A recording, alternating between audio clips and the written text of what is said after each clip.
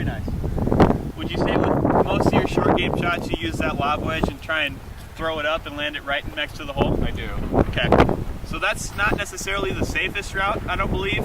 I think myself from experience, and I've heard, from a lot of people, teachers, that you should use the ground a lot more than the air. And by that I mean, I'd rather see you use, we've got say 20 feet of green here to work with. I'd rather see you roll the ball kind of like a putt more than actually trying to necessarily land the ball right next to the hole, okay?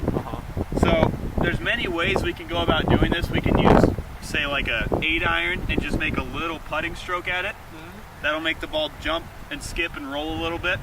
Or we can just use like a sand wedge. So I'll grab this for you and I'll switch it out. So, naturally the sand wedge is going to go a little bit lower. And what we're going to do also is I want you to imagine your hands, your wrists hinging right when you take the club back, and then kind of stabbing at the ball more rather than trying to sweep it, okay? So I want you to imagine, hinging your wrists and then really coming down onto the ball with the club. That'll make it jump out a little bit lower and run toward the cup, okay? Okay. So try a couple for me. Just hinge and just kind of stab it a little bit. Land it, say, 3 or 4 feet on the green there. Alright, a little different feeling there. Really different. Try one more for me. Wow, there you go.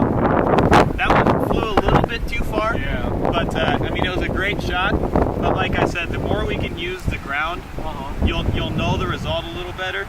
Especially in conditions like this when it's windy here, Wow, good shot there. Thank you. Beautiful.